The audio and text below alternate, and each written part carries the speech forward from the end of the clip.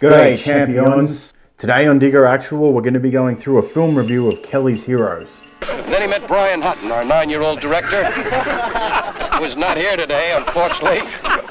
He's over on the set telling his friends the parts they have. We're going to have a lot of fun here. Are we, cowboy? So Kelly's Heroes is definitely a film riddled with inaccuracies, characters that have a persona that certainly do not belong in the 1940s era, and a movie overall that had a very slow start to it. Why don't you knock it off with them negative waves? Why don't you say something righteous and hopeful for a change? Kelly's Heroes is one of my favorite movies of all time. It is one of my earliest childhood memories, and the nostalgia that goes from watching Kelly's Heroes with Dad and Granddad is probably one of my earliest memories, and it personifies everything that I thought was the birth of tanks in my world as a little child. It was the first place I learned what a Sherman tank and a Tiger tank really was. It was the birth for me of the M1A1 Thompson, and overall it was a fun, incredible movie that I will remember for the rest of my days at least, and it has become a cult classic. It has become a symbol of World War II era, coupled with that Clint Eastwood style that is unmatchable anywhere else in Hollywood. Clint, I say with due respect, 28 years ago we did Kelly's Heroes and I haven't heard from you since. But we had great days together, Clint. Let's have lunch. Sit down, grab a beer while Digger Actual takes you through, and we go through the nitty gritty and the nuts and bolts of the tank warfare shown in Kelly's Heroes, and where you'll see the Wish.com Tiger and a Sherman that isn't really a Sherman, at least the way you know it would be, and there's definitely going to be spoiler alerts here. So if you found yourself watching this video and you haven't seen Kelly's Heroes, exit this shit right now and do yourself a favor and go and watch that movie. So welcome back to the Digger Actual channel, where the jokes are dark, the rations are shit, and the humor is proudly Australian, even if the movies aren't. Going into the cinematic relic from the ancient era of 1970, Kelly's Heroes, a film where Clint Eastwood, Donald Sutherland, and a bunch of blokes in American uniforms decide they're done playing soldier and would rather play Ocean's 11 Panzer Edition. Instead of storming the beaches at Normandy, these legends are storming a Nazi bank like it's payday at the Boozer. So let's get into it. Clint Eastwood plays a bloke called Kelly. He was a lieutenant, or lieutenant for you Commonwealth people. This is, of course, ladies and gentlemen, Clint Eastwood, a wonderful star. Clint, we've been on the picture now with you about 2 days, and I want to say, on behalf of the whole cast, Clint, I'm fed up. Now a private, but let's be honest, he's got all the charisma of a bloke who stopped giving a toss 3 campaigns ago. You know that digger in your unit who turns up to a parade with last week's cam cream still on? That's Kelly, a war-tired, fed up, and with a plan of insanity that sells well in Hollywood. He finds out about a stash of Nazi gold sitting behind enemy lines, and rather than tell his CO like a good little officer, because now he's a private anyway and does whatever any other self-respecting digger would do, he goes full pirate. Because why die for freedom at $50 a month? We're getting killed now, pal, for $50 a month. Damn right. I mean, the role of Kelly, have you given it some thought? Clint, over here, Clint, where are you? Alright, so let's meet the unit. Imagine your platoon's been drinking for 3 days straight and then gets told to go and plan a covert op. That's basically this crew. We've got Oddball, who's played by Donald Sutherland. This bloke's a tank commander, but he's actually what happens when you mix a 1960s hippie and he wanders into the Armored Corps. Talks about positive waves, paints flowers on his Sherman, and has the kind of attitude that would get you slapped with a Section 15 today. He definitely also failed his piss test. Then you've got Big Joe. He's probably my spirit animal in this one. He's like that RSM if the RSN is constantly one step away from fragging his CO. He's constantly got that seen too much bullshit energy and smells like old coffee and cordite. Kelly isn't with us today, unfortunately. He's downtown running around saying to the Yugoslavian soldiers, I'm Big Joe. And people are saying, who cares, moron? And then you have Crap Game, the quintessential Pode quartermaster played by Don Rickles. Clint, I say it, Nobody else has said it, and I say it from my heart. You're a lousy actor. This bloke's wheeling and dealing throughout the whole movie. He'd sell you boot polish at a 200% markup and still call it mates rates. Together they form a unit that would give any modern day command team a aneurysm. I've seen some dodgy patrol orders in my day, but this plan is an absolute piss take. So step 1, we grab a bunch of blokes who haven't even shaved. Step 2, we bribe an acid tripping mortar battery commander into committing war crimes on a village to plan our insertion. Step 3, invade Nazi-occupied France without telling anyone in the chain of command. But in the movie, somehow it works. Why? Because they're not bogged down by military bureaucracy or military incompetence. They punch through front lines, get bombed by their own air force, conduct a not textbook ambush, shoot them while they're in the trucks, and walk across France until your Uber pickup of Oddball's marching band army arrives just in time.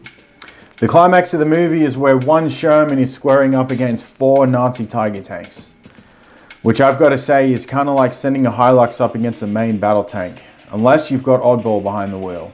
The boys basically kick in the door of this heavily fortified Nazi bank, negotiate with the Tiger tank commander, who, in a plot twist, also hates his job, and that's why they all agree, why don't we just rob the bank and just tell HQ it was the fog of war.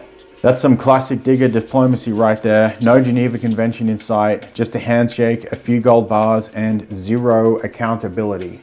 Kelly's Heroes isn't your standard war flick. There's no heartfelt drama, no romantic subplot with some poor French nurse, and the only real casualty in war is military discipline. The film is basically MASH meets the Italian Job with a pinch of LSD.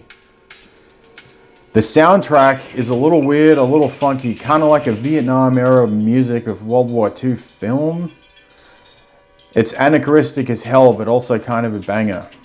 And the uniforms, spot on in some scenes and absolutely cooked in others. You'll spot more rank structure violations than Kampuka on day 1. So what's the digger actual final verdict? Kelly's Heroes is not realistic, it's not educational, it's not respectful of command structures, NATO doctrine, or anything remotely resembling reality. But it's a bloody good time. It captures the classic soldier's dream. Screw the orders, get the boys together and go make bank. Would I show it to new recruits to institutionalize an insubordinate attitude towards the army? Absolutely. So if you like war movies with more banter than bullets, more tanks and tactics, Kelly's Heroes is definitely worth a look. So interesting fact about Kelly's Heroes that changed the course of Clint Eastwood's Hollywood production career would be they cut like 40 minutes out of this movie, much to the horror of the director and Clint Eastwood. It was most likely lost in a studio fire and a few years later cannot even be restored. It changed the movie. There were a lot more quiet, philosophical moments talking about why they were fighting, and some scenes depicted a shot down English pilot. It prompted Eastwood to go and create his own production company. The company was called Mel Paso, and he did it so that he'd never get screwed over again out of a passion project that he really enjoyed doing. So Oddball shows Kelly all the modifications that they've done on their Sherman, and I really like this because you can see the 76mm rounds in the background there. He mentions that there's that piece of pipe they put on to the end of the barrel. Yeah, I really like how they added the barrel, the piece of pipe onto the end of the barrel. It's some creative license used for the film because you know that setup of Sherman is not accurate for World War II, and by putting that piece of pipe onto there, they kind of cover up the fact that at that time during the invasion, most likely these were 75mm Shermans, the M4A3, and they hide that fact with that piece of pipe, and then in the film they have the explanation, which is to fool the Germans that it's a bigger gun. So that's a really cool point to note. And then he mentions a couple of those other psychological warfare tricks of using paint in the rounds. So he does actually explain in this scene the use of his paint rounds and the effect that it has, and you do obviously see that used later on in the film. The real question is, was there any historical accuracy to Shermans using paint rounds during World War II? And as it happens, it was a thing. So paint rounds really began with the Navy, and it was, for lack of a better term, like a spotter tracer round to help them get rounds on target before they would send in a full serial. But what we've read from reports during World War II, particularly in Europe, was Allied tank crews would get issued some paint rounds in their tank, but it probably wasn't very commonplace. But the idea of that was during a battle, if a tank had been abandoned or knocked out, but it wasn't wildly obvious because it was blown up or caught on fire, it was more or less an abandoned tank, for lack of a better term, or perhaps a mobility kill, they would shoot a paint round at that tank and mark it, thus to prevent other tanks within that unit wasting high value armor piercing rounds on that target. So it is actually based on some truth to that from Kelly's Heroes with the paint rounds. So people often wonder, like me, where these Tiger tanks went to that were used in the making of Kelly's Heroes. Because as a lot of you do know, when it comes to tanks, the Saving Private Ryan Tiger tanks were constructed for the making of Saving Private Ryan. So where did these original Hollywood Tiger tanks go, as the Kelly's Heroes Tiger tanks were the first Hollywood depiction of an actual set-piece built movie Tiger tank? So they ended up staying in Yugoslavia, where Kelly's Heroes had a lot of support from the Yugoslavian military. And at that time, post-World War II, as the US were upgrading and upgunning a lot of their military, a lot of that surplus vehicles and equipment found its way to countries such as Yugoslavia. That explains why you have that huge set-piece scene where they're waiting on the side of the road kind of a day or two after the D-Day invasion, and you see columns of Sherman tanks and vehicles driving past. Those were all Yugoslavian military vehicles. So the Tiger tanks were Yugoslavian T-34s, and they were kind of given on loan to the production companies that were using Yugoslavia as a filming location, because at that time Yugoslavia was wanting to promote films being made there in country, and the army agreeing to let these T-34s out for mock-up to be a Tiger tank was part of that effort. So these Shermans that you see in Kelly's Heroes, what the hell are they? The 76mm gun was upgraded on the Sherman during World War II, and most of you have seen this tank in that very famous tank movie called Fury. That is a mid to late war 76mm upgrade to the Sherman. In order to complete that modification from the 75mm, that whole thing was a completely different turret with a different mantlet and a different gun carriage.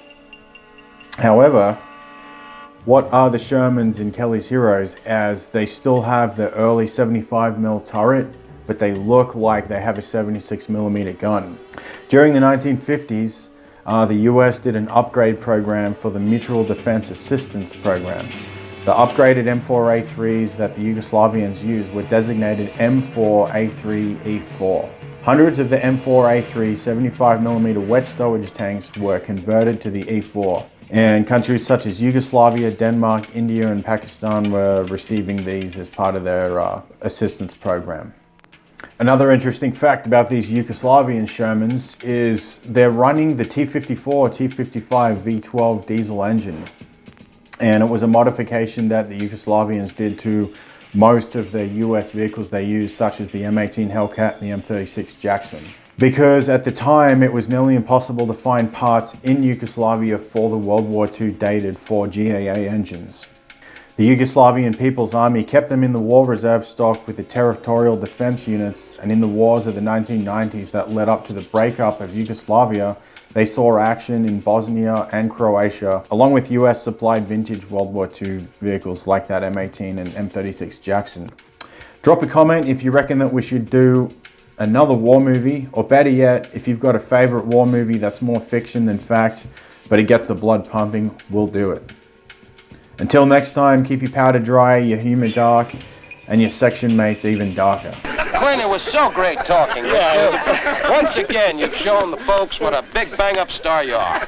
Don't forget, folks, when you see Clint Eastwood in your local drive-in theaters, drive right into the screen. Come on, Clint. Digger Actual, out.